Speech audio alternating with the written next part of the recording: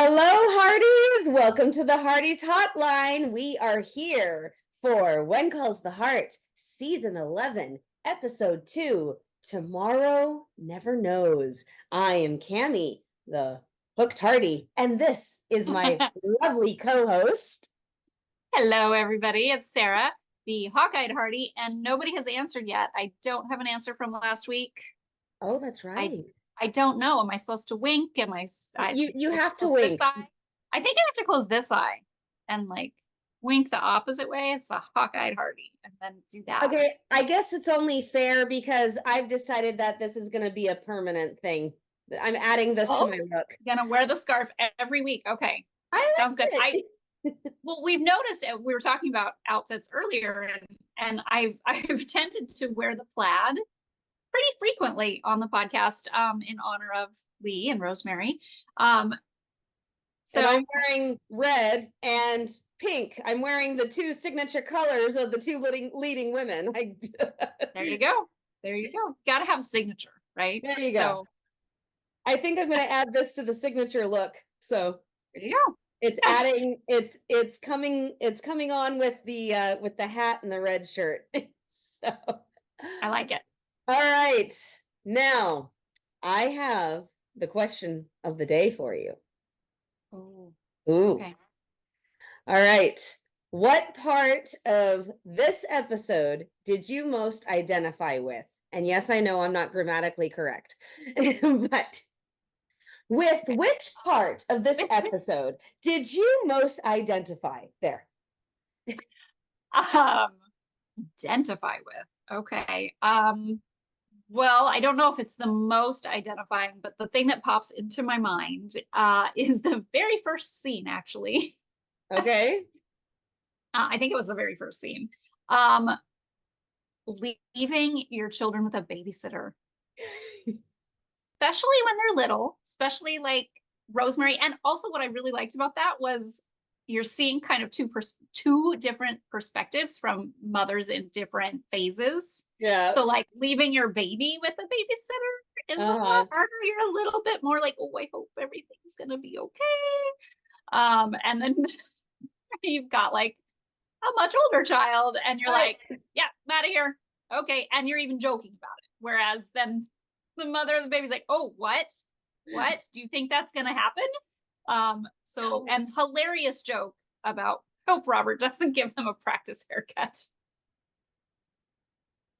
And while I don't think he would without permission, that was pretty funny and would be a scary thing to come back to. Yeah.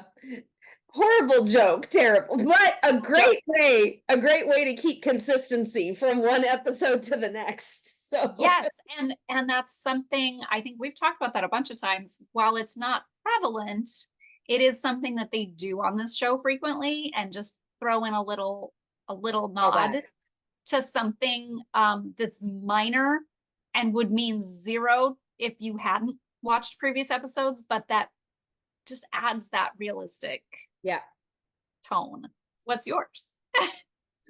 Oddly enough, it's in the same vein. Not the same scene, but it's in the same vein. Okay. So Rosemary wants to share a meal with Lee that doesn't end up on my blouse or on the floor. I went, oh, okay, yeah, that's amen. I have been there. Yeah.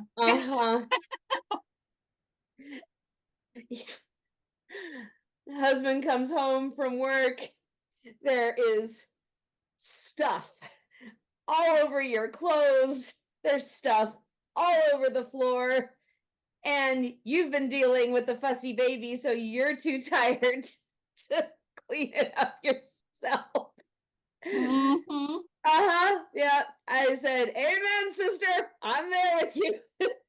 I also want to throw out, even though Rosemary is a very different personality than, say, I was when I was a young mom, I would love to see at least one scene somewhere in the season where she's frazzled like that, where there is a mess everywhere and she's got food on her, and And I would love she to see doesn't have it all Pascal. together.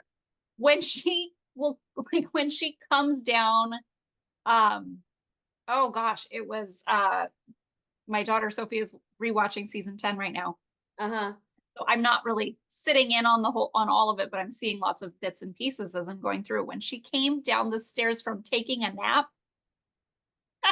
she's already a new mom, and she has just taken a nap because she was like feeling all the grief with her mom and all that stuff. And she came downstairs and she looked perfect. She looked perfect. And I'm like, I know I'm a different person than her. I know I really don't care very much about how I look most of the time in terms of my hair being perfect and makeup being perfect and all of that. But wow, that's just quite amazing. But she's 18 karat Goldie. She's Yes. perfect. She's not going to make a huge mess. Oh, okay. Give her time. Maybe this will be season 12 when she's a toddler. Maybe we can have a little bit more realism then. I would love to see Pascal play that scene. She would do it so well.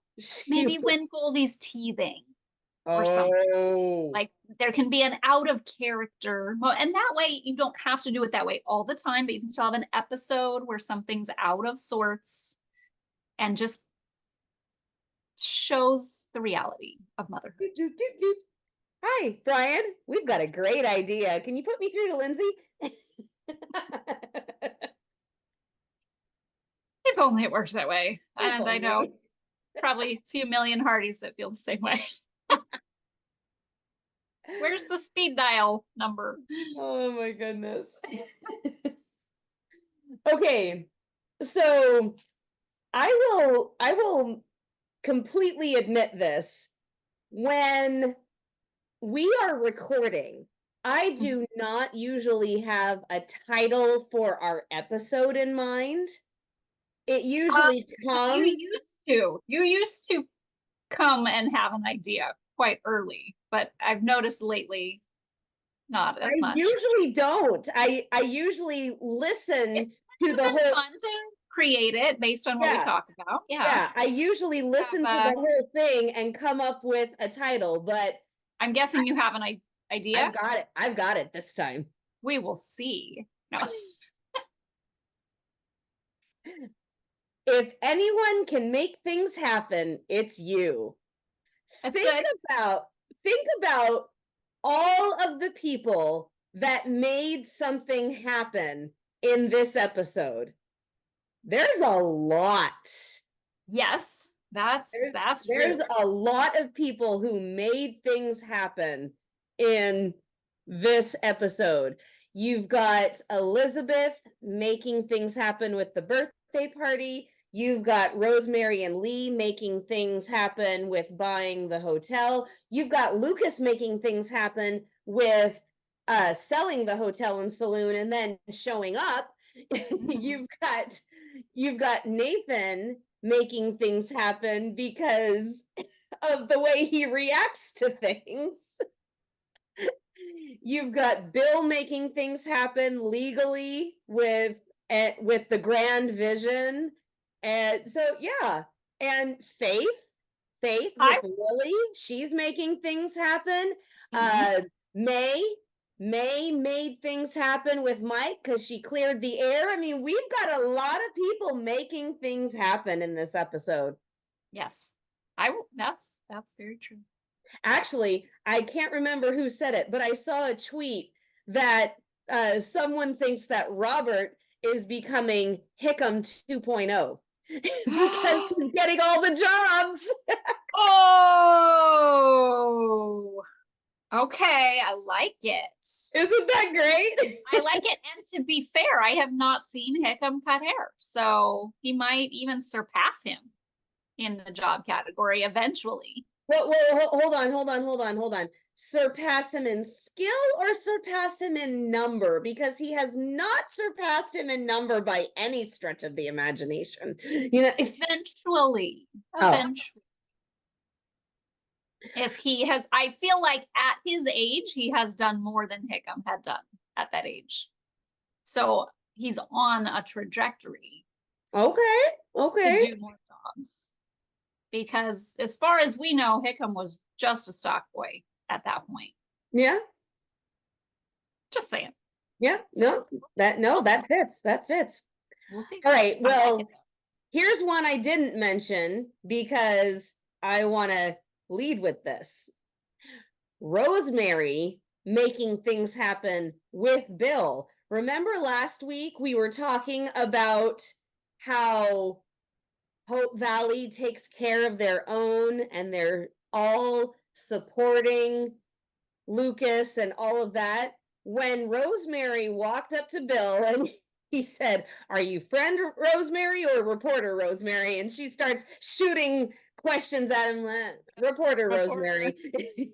But then when she says, "I am trying to get to the bottom of the attempted murder of our friend," I went, "Whoa, there it is." Because that wasn't even reporter Rosemary. No. That was prominent member of the town Rosemary. And may I go, I mean, she's too young to be called mama bear for him, but that kind of protective instinct, you know, Yes. she got very protective of Lucas. Yeah. This is our friend. There was an assassination attempt on his life and he might still be in danger. And if we work together, we can solve this. Yeah, it wasn't about getting the scoop in that moment. As much as that's a lovely bonus for her, and I'm sure never leaves her mind, that's not her primary objective anymore. That might have been why she started being a little nosy on the subject, but that's not why she's pursuing it solely or mainly. You know, there is only one question that I have about this whole turn of events. Mm-hmm. Why is When Calls the Heart not being aired on Hallmark Mystery now? Could we have a spinoff with like Bill and Rosemary just doing their investigation stuff? That could be like another show. They open up a private investigator's office. Okay, let's see. 1921. Yeah. When the heart is stabbed. That's terrible. That's terrible, but it's hilarious. Anybody who's watched more than a couple of our podcasts know that I'm a huge mystery buff and love all of the Hallmark mysteries. So I gotta say, the murder board was a big deal for you. I gotta say, seeing a murder board on When Calls the Heart really, really topped my chart of things that A, I never thought I would see, and B, things that were pretty cool. And I love the way it came about with Lee just being like, "I know what you need. I can take care of this." How did he know this? That tiny little stint as interim sheriff. You know, there you go. Yeah, that one day he learned all about murder boards. Yeah, there you go. I like it. Okay, I would like to see this continue. I think that Nathan should have a murder board just constantly going in the jail for any investigation he's working on. I think it should just become a mainstay. I got it. Okay, here we go. 2 men and a little lady.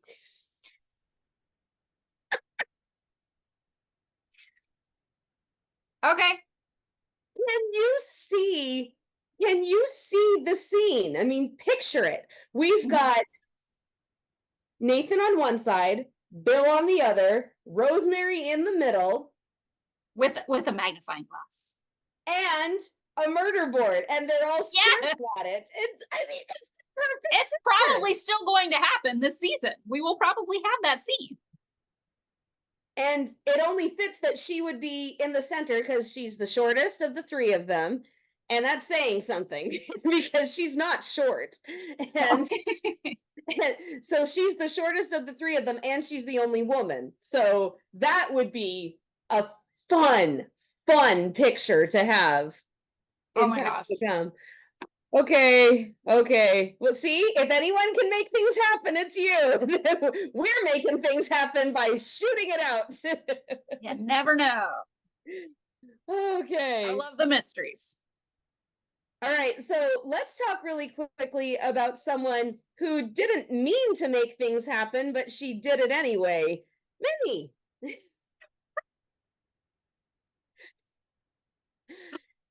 It was really funny how she said, everyone expects me to be this fount of wisdom because I'm married to you. I thought that was kind of her goal. I mean, Yeah. Well, and I feel like things are being set up this season for her to kind of be trying to find her footing and where her place is in all of this. And in past seasons, I think there's been so much focus on like they just moved to town and Joseph's trying to find what his direction is, especially last season. Like, do I work other jobs? Do I put all of my efforts into being a pastor? That, really I mean, yes, I want to work. I want to do the cafe. I want to, do those things. So she's got outlets and she's got passions, but a lot of her time and effort has been supporting Joseph with his journey. And so I think it's kind of natural that now there'd be a little bit more time for her to think about herself and what her goals are. yeah, things have And quieted down. and the kids are getting older and they've kind of worked through the anxieties of Angela and school and all of that. So I mean, there have been a lot of things that really took her mental focus. Well, And and Cooper's crisis of faith, they've gotten through that. yeah, so just lots of stuff going on where I think it's natural.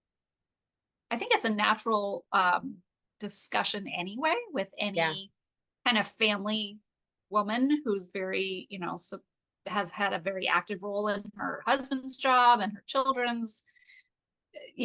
Back then, I mean, she was schooling Angela herself before they came right. to Hope Valley. So, I mean, a lot of what she's been doing, she's been very wrapped up in her family. Yeah. Not that that's negative, but I think a lot of women go through that as their children get older and they're starting to go off and do some of their own things and they're not as central in their children's lives anymore. And you start to try to find your own footing again. I mean, that's kind of what I did. It's me too. Yeah. So I definitely see that as being it seems to really ring true to what would happen naturally in her life. And she's kind of questioning herself and questioning what she can do. And what she has always done isn't coming naturally for her right now. And maybe that's because she's at kind of a crossroads and needing to find something else, or maybe she's just needing to look inward and like reevaluate herself so that she can continue on in the same path that she's been on before. That's deep, Hawkeye. Ooh. That's deep. I do have to say, and this is totally surface, but after watching The Legend of the Lost Locket Mm-hmm. and then watching the two of them just in that one little scene, gosh, they're cute. They're so great together. They make such a fabulous couple together, and I am so glad that they made that movie. Did you know that they were both executive producers on it? I didn't. That's Yes, wonderful. yeah, I saw that in the beginning credits. I said, "Oh my gosh." And That then is I didn't get to read the article, but it sounds like Natasha had the idea for the movie and she kind oh, of put it together. Now, don't quote me on that, but mhm. yeah, they were executive producers, both of them, and they have this great gig going as a couple on When Calls the Heart. Why not? Yeah, totally. I love that. Yeah, it was fantastic. But yeah, just seeing them together in that one little scene after seeing them in a whole movie together, it was just the cherry on top. It was very cute. Yeah. Yes, agree.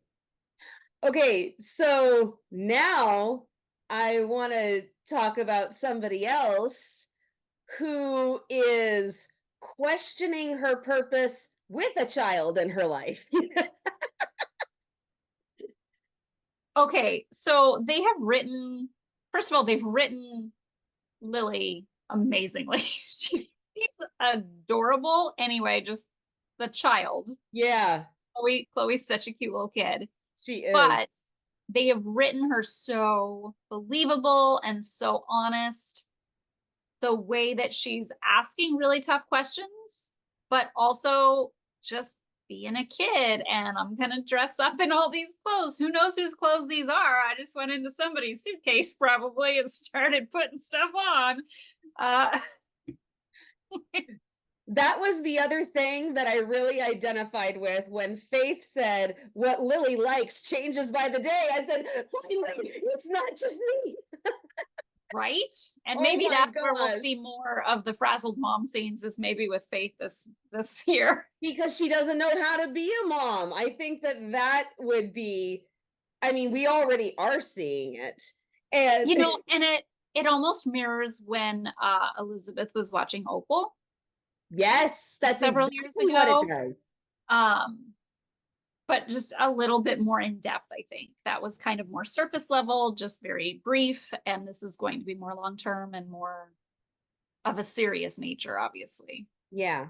why she's watching her. But what are your thoughts on this long term story arc for her? Do you think that they are gonna have Dora come back and take her and this will just be kind of a learning experience for Faith, or do you think it might turn into more? That's a really, really good question. Um, I don't usually bring up other shows, but when I was a teenager, I would watch the show Jag, and that has that had Catherine Bell in it. Yeah. And the main guy that she was playing opposite of, the character's name is Harmon Rab, and they all called him Harm. And the two of them had this will we get together, will we not get together thing for 8 years. It drove us all crazy who were fans of the show. But then Harm took guardianship of a teenage girl, Okay. and he became essentially her dad because her real father was a drunk and her mother was dead. And Harm found her when he took a temporary job dusting crops. This teenage girl was running the entire business, and she was 14, 15. And so he came in and he really took it upon himself to let her have a childhood, to become her guardian, to provide for her so that she could just be a teenager and she could go to school and all of those things. And then that experience gave him more attractiveness, for one thing, because he had been a dad, and so as a partner in life he was more attractive. And then also, if the two of them got together and had a family, he's already had the experience, so he'll be a good one.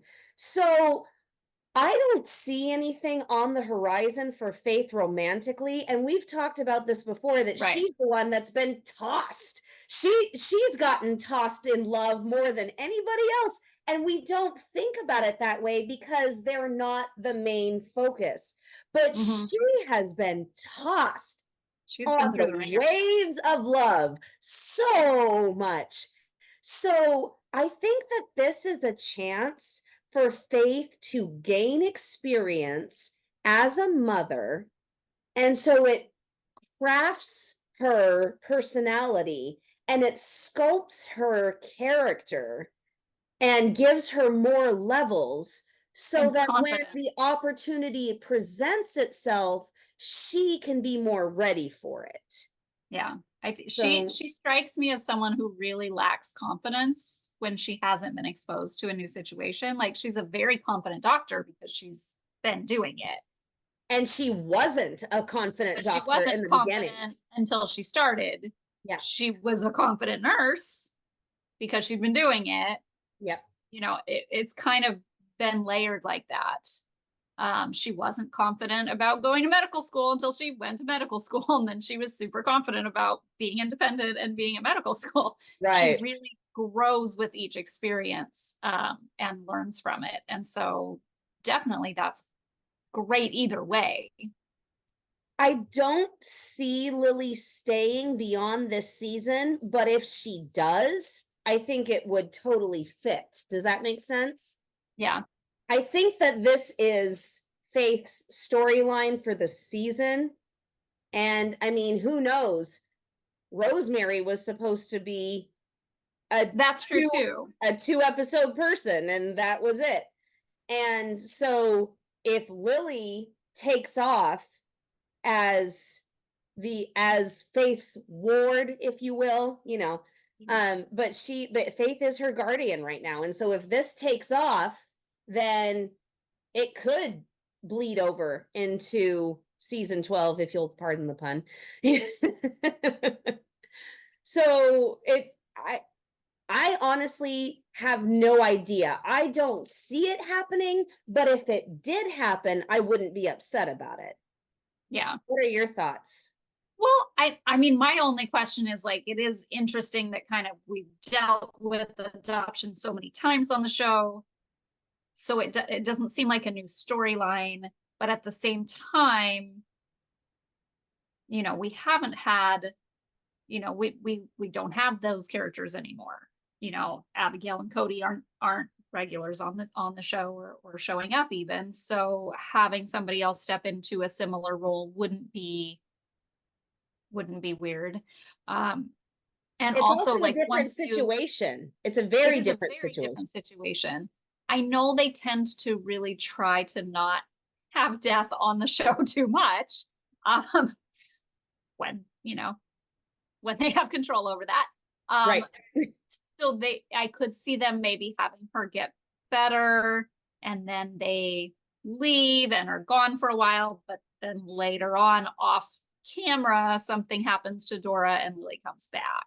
Where else is she going to go? Dora is an older woman on the frontier, and they've stated there is nobody else that they know. So if Faith cares for Lily for several months and then things change and she goes back again for several months, she could even come back in another year or so and need to be cared for again.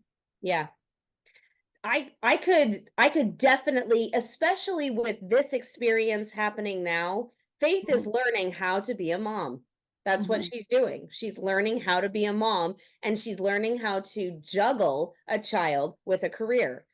And so she's doing exactly what Elizabeth had to do, only with a child who's older. Yeah. And a So little more unexpected. yeah, a whole lot more unexpected. But there is one thing that Faith is very confident in, and that is giving advice and being a soundboard. You know what, though?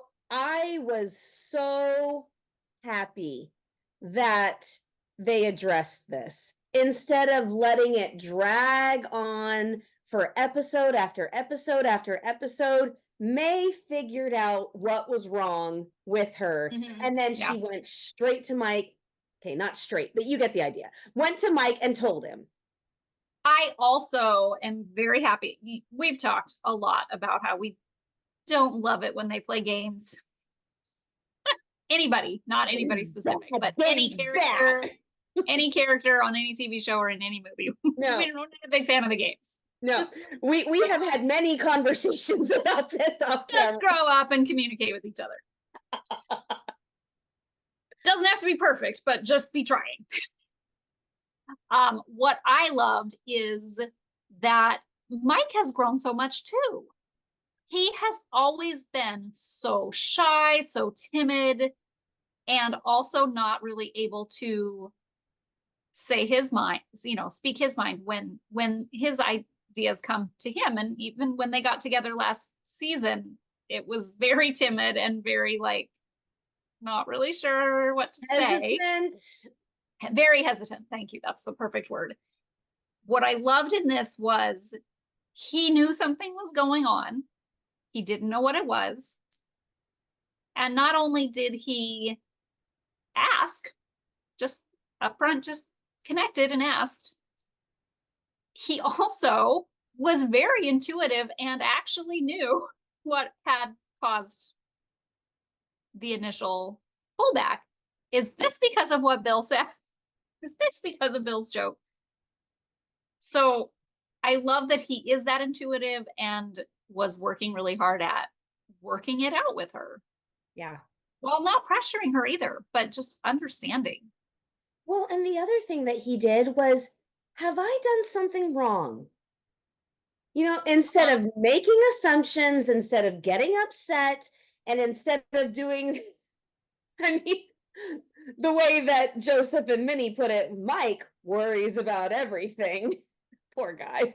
But instead of just fretting about it the way he has in the past, he came right out and said it. Now, the way that he said it sounded very scared and hesitant, like a child. Yes. But that's okay given the situation. It's his first real serious relationship.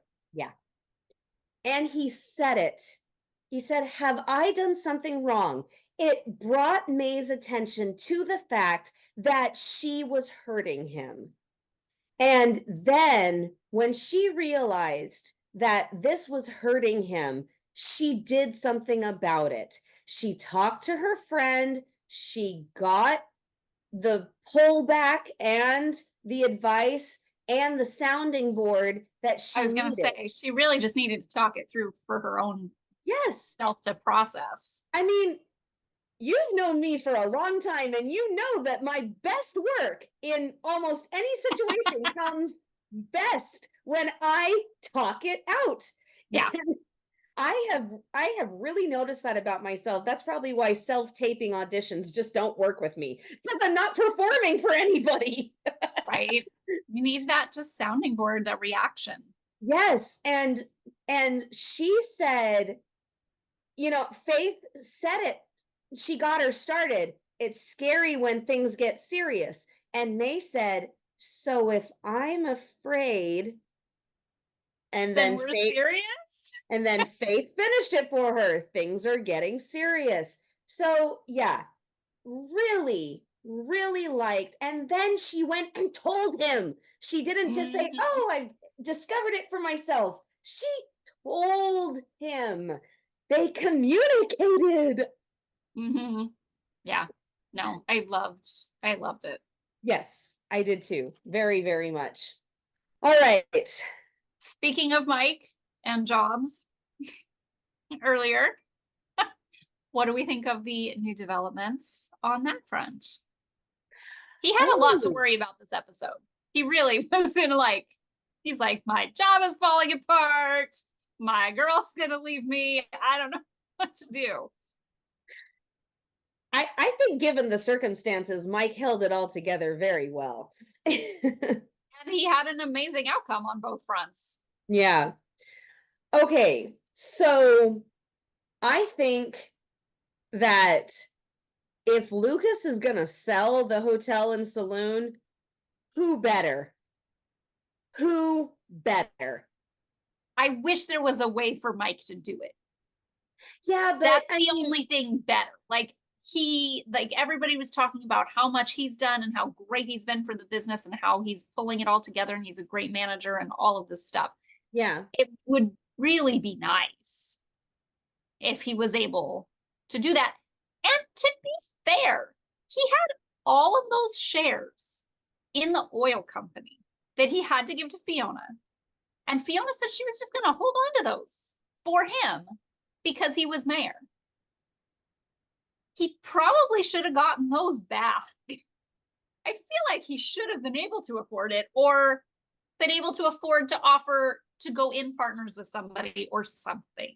But would there still be money left because the oil dried up? So would the shares be worth anything? Maybe. See, I think that's one of the biggest reasons why Mike needed the job in the Yeah. saloon, because, Yeah. but see, the big thing is Mike bit off more than he could chew as the mayor. He True. couldn't run the whole town, but he, in his own little niche, in his own little niche, he is doing fabulously well, and he can think of the ideas, and it's not as scary That's true. running a business under somebody. So I think that he feels freer to think, and Yeah. No, that's fair. he has more of a business sense than a leadership sense. Does that make sense? No, it does. It does. I think that's fair. And I think as long as the plan as described is how this is executed, I think it will be wonderful. Because I'm not trying to be pessimistic, but Rosemary does have a track record for meddling and being the owner of another business. And she already started to make a few suggestions. Oh, we could put a little stage over here in the corner. And leave bang. Right? And I was joking with Cami earlier, and I'll share it with all of you. I'm sure she's going to want to do a little bit of redecorating in there. In that hotel, some new plaid curtains or plaid tablecloths. But we won't interfere, won't we? You know? So I think as long as they are really letting Mike really manage the place, I think then that's going to be pretty wonderful. And I could see them like offering him some partnership in it over the Along years. the way, I think that would be a really smart thing to do. They buy it now, and then they make him a partner later on after there's been more success, because that would be another opportunity for Hickam to grow.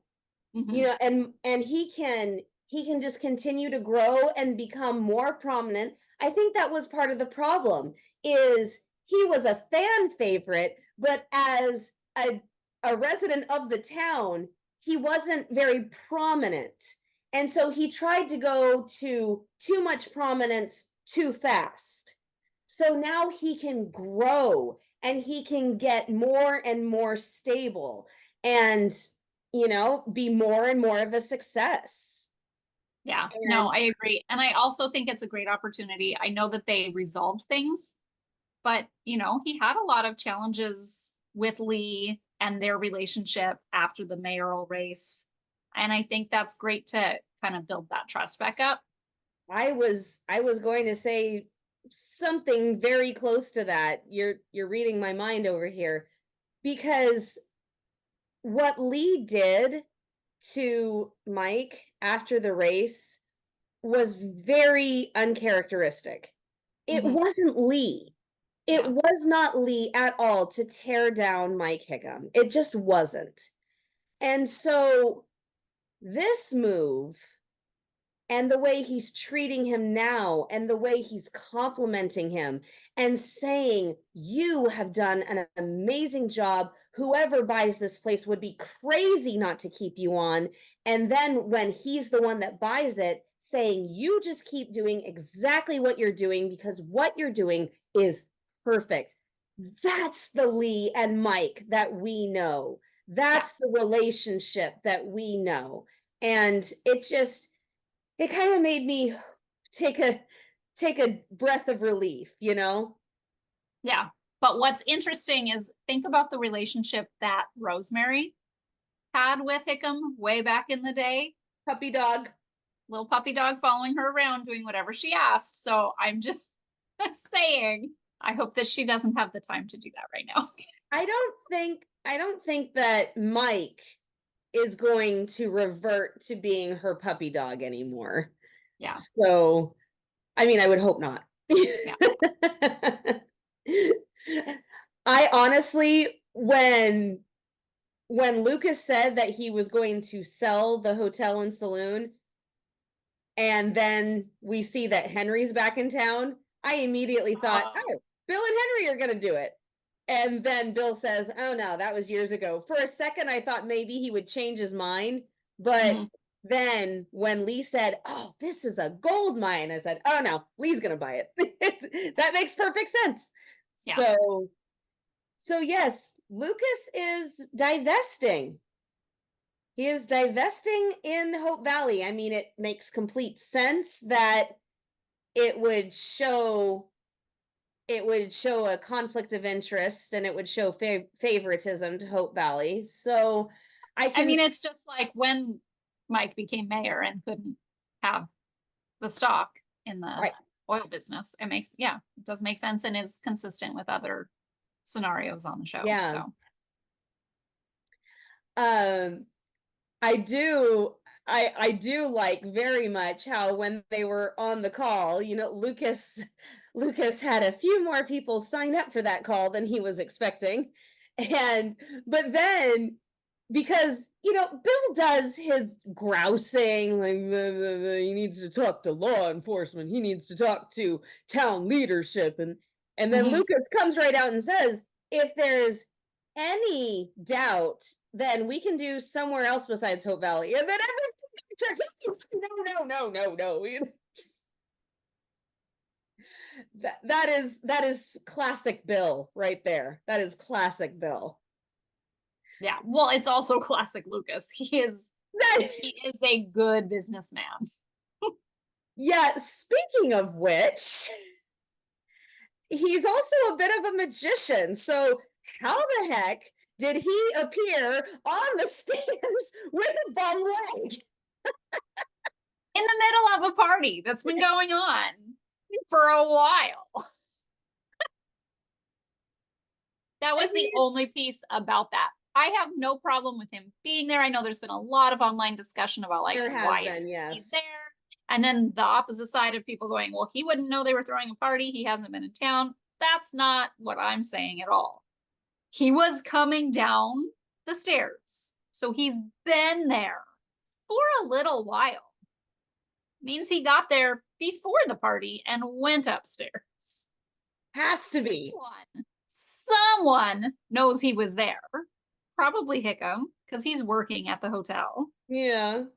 And he's obviously doesn't live there right now. So, and it's been months, so he probably doesn't have any of his stuff there. He's probably staying in a hotel room upstairs. Someone checked him in. Has to have been Mike. There are party decorations everywhere. You know that's been out for a while. He knew there was a party. If he knew it was Nathan, which I'm sure someone would say what the party was for, I'm sure he would have asked why or what's going on. It's their party. If he knew it was, you would think he would either come down for the beginning of the party, or much sooner anyway. Then it was clear this party had gone on for a while. They'd had talking, they'd had dancing, there'd been a whole bunch of stuff going on. Or he would have stayed up there until the party was over because he wouldn't want to intrude. Not in a mean way or like he shouldn't be there. He of course would be there, and they would have invited him if they'd known he was there. But just out of general respect, because he does have a history with Nathan, and it is a bit awkward, even though they're past the awkwardness for the most part. Yeah. Until new awkwardness is probably coming. But right now, there's not really any awkwardness on Lucas's part. Nathan looked happy to see him. I think happy that he's in town, happy that all of the things that they're working on the investigation, he knows is happening. It probably is very helpful to have him there, and he could maybe ask him some personal questions about things. I think he does respect him as a person. He doesn't have anything but the timing. I don't think Nathan was thrilled with the timing.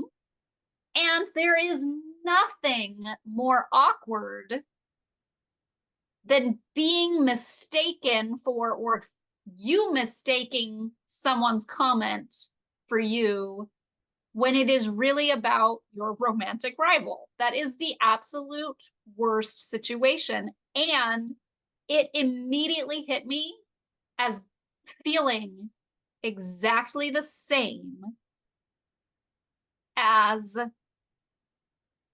the opposite, as when what Lucas must have felt when Elizabeth was holding Nathan's hands in the bachelor party game for Florence and Ned. And I literally was like, my mind immediately went to that scene. And I was just like, it really did. And I don't know why. It's like, I haven't seen that one in a really long time, but it immediately went to that exact feeling of like being in public. The expectation is that we are looking at this one person and they're supposed to be together, and she says his name and they turn around and it's not the right person. And that's exactly how I felt when they walked in. Oh man. If they had just walked in and saw him, it would have been fine. If they just heard a commotion and went back inside and there's Lucas, it would have been fine. It's the fact that they're like, oh, they're singing for you. They're singing this song about how great you are. And then they go in and it's the guy she has the history with. Okay, so here's my take on all of that. So it is great writing, and it's great for dramatic effect. Just logistically, there were issues with it. Now, one theory I did have is he enters in and somebody kind of guides him over to the steps so that everybody can have a good look at him while they sing to him. I mean, I'm sure there's a back door. Oh, there is a back door. Yes. I'm almost certain of it. So I have no problem with Lucas being sung to because he has done so much for the town. And it's just the timing. Yeah, and he is a conquering hero. He's hail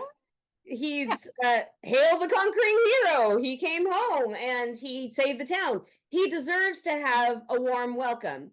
But Jolly Good Fellow is a song that they sang for birthdays. They specifically sang it for birthdays back then.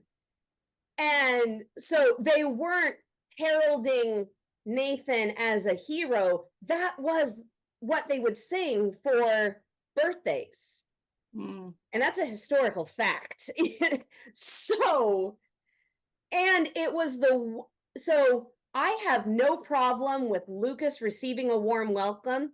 I just feel sorry for the character of Nathan because it was the one concession to being in the spotlight that he was kind of willing to get. He was willing and allowing that to happen, and then the limelight kind of got stolen from him. But I think even more awkward than that is he had just finished having an intimate, quote unquote, he had just finished having an emotionally intimate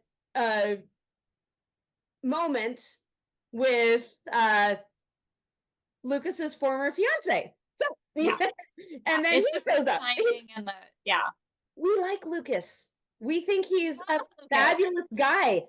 I mean, it is no secret that before the choice was made that I was Team Nathan. It was no secret. But I will admit to everybody that when Elizabeth broke up with Lucas on the train platform, I went, what? Dude. So I was shocked. I went, wait, what? Why? What? So, it was weird for me. So this new relationship, they have to do it right as far as I am concerned, because there's a lot to come back from.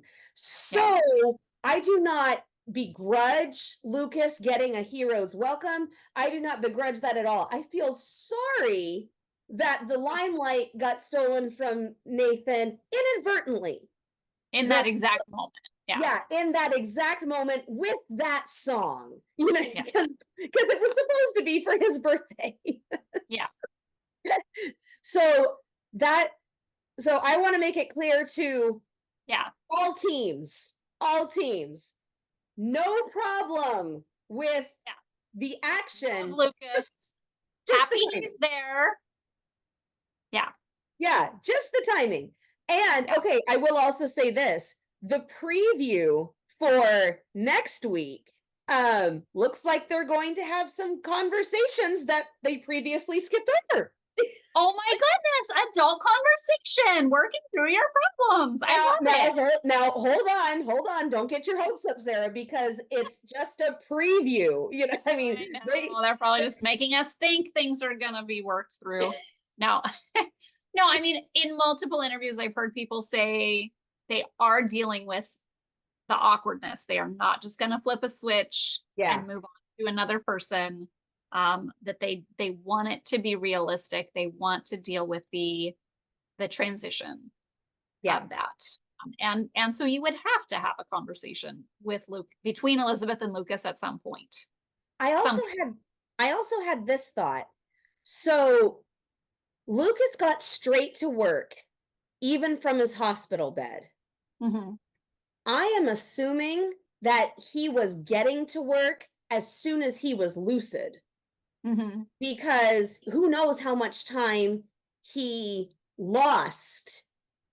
We don't know how much time he lost and how long it took him to recover enough to be lucid. And Right. the conversations that need to happen with Lucas and Elizabeth should not be happening when one is under the influence of morphine. or Fair. so he probably did not want to talk about it previously because he was recovering and he was not in the right mind. And as soon as he was in the right mind, he had to get to work to make up for the lost time. So it kind of figures. I Yes. No, was, it makes yeah, a I lot of was sense. weirded out. You remember I was Yes. weirded out No, by I it. know. It was very confusing because you're like, why would you not have any conversations? Yeah, but now I thought, that actually might make sense. So, yeah.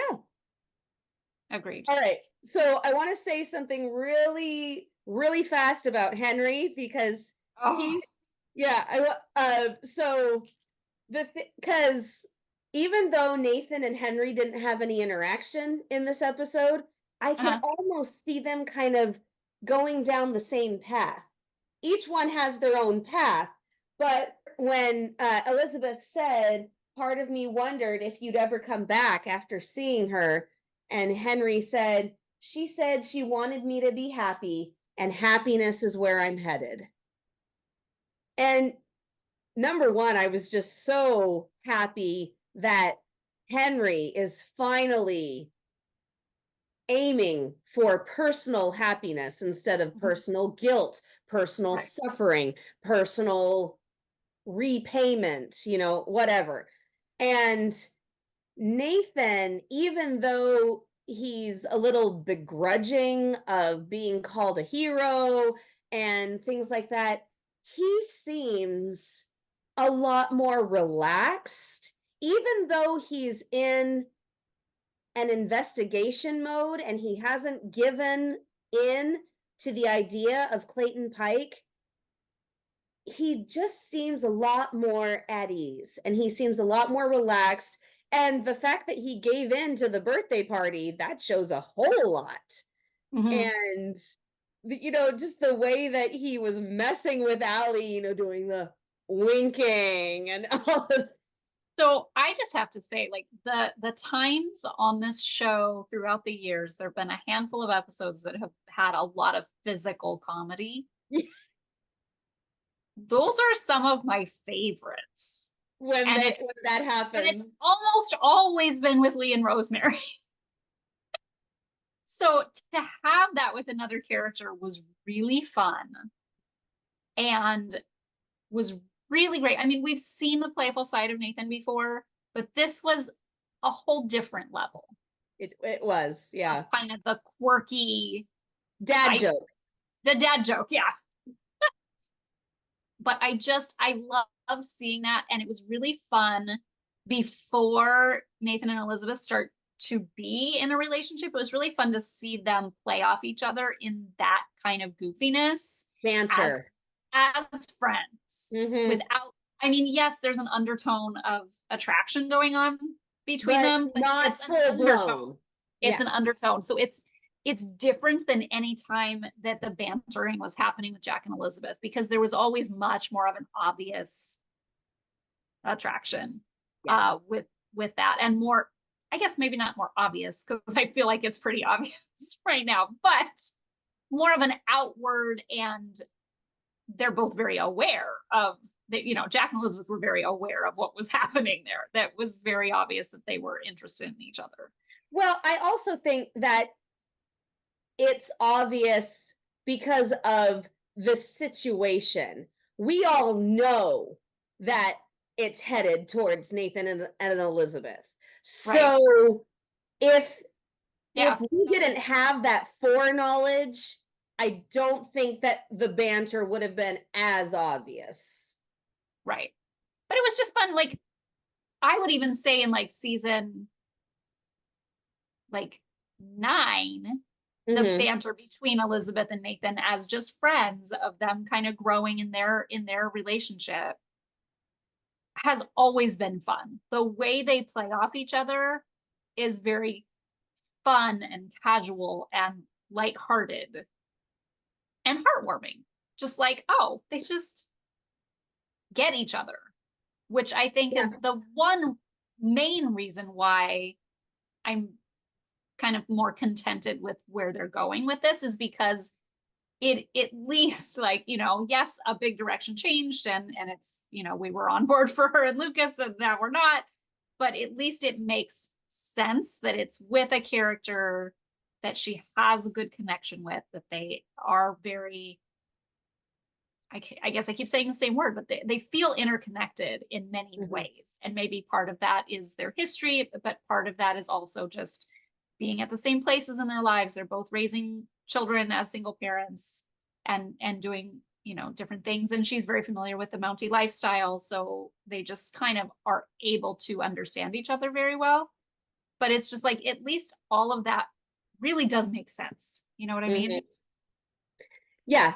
And I want to end this with this thought. So I agree with all of the banter and the playfulness, but I think we also agree that there's going to be a lot to come back from, because along with the banter, there have been some things said that need to be resolved. 100%. Yeah. But when you said playful banter as friends, this image immediately popped up in my mind. I'm going to have to write another fan fiction about it. Oh boy. Oh boy. Add it to the list. Add it to the list, right? Along with our novel. We need to get working on that. But no, one thing that I am suddenly looking forward to seeing is Nathan and Elizabeth in a comfortable relationship, joking with each other. So not fighting the attraction, not being nervous, not doing the whole, does he like me? Does he not? Does she want me to kiss her? Does she not? None of that. Because one of my favorite times to watch Jack and Elizabeth is after they were in an official relationship and they just played. They just played with each other and went back and forth with fun conversations. And then, you know, he'd take her in his arms and keep joking with her while holding her close. So that is something that I hope translates into this relationship. I hope that once they are in a comfortable relationship, once they've gotten past the hesitation barrier and the not knowing barrier, that we see the playful banter in a romantic sense. Does that make sense? 100%. Okay, good. Because I was wondering how much of this is going to come out right. Well, and the last point I wanted to make on this episode too was I feel like, I mean, partly like they needed to ignore this fact because it would not have worked in this episode at all with the tone of this episode. But in a way, by ignoring it, you're showing where Elizabeth is in her grief journey. The fact that she was comfortable planning a surprise party in the saloon for Nathan when for Nathan anytime, but after she the last surprise party that we had in the saloon was when she found out Jack was dead. Was after Carson's surprise party. Oh, well, hold on. You're missing the surprise party that Lucas tried to throw for her. Okay, but that wasn't a birthday party. Okay. But no, it wasn't a birthday party. Surprise birthday party in the saloon. Yeah. That was a very traumatic night in her past. I did not even think about that. Wow. To even be okay with a surprise birthday party. And that could have even gone into why she didn't want to have her surprise party, but she didn't really seem bothered by that. And it was a whole different tone because it wasn't a birthday, but yeah. She's also like never wanted to celebrate her birthday, according to Lucas. We found out. Like, I mean, there's all these just like clues about potentially those could all be tied to that memory. Mm-hmm. But she didn't have any problem with this. So that's just a good sign. I realize they wouldn't have put that whole conversation in here at this time, but it is just a good sign that she is moving forward and not connecting lots of trauma to similar events now. And I say we end on that. that was profound right there, girlfriend. Man, I had a good night. I'm gonna quote "Signed, sealed, delivered." Man, I never realized I was so deep. That's Rita. Who knew? Who knew? Who knew? I did. I've heard I you go. won't do it again. So no. I've heard you go deep. That should be the title of the episode. Is the one where Sarah was really deep. No, I can't do that because we're gonna have more where you go deep, and then that title will make zero sense. And you're really gonna put me on the spot now. I'm gonna be like trying to go deep, and it's just gonna miss the mark. Don't try. Don't okay. No, just let it happen. Real fast. There has been information put out there that there is another Hickam coming to town in a few episodes. So they said one Hickam coming, so it's not like all his sisters yet. But I still feel like I'm on track for having my prediction come true. I feel like we need a whole bunch of Hickams in town, hopefully for a wedding. But I had another thought of who I would love to see play Hickam's mother. Jean Smart.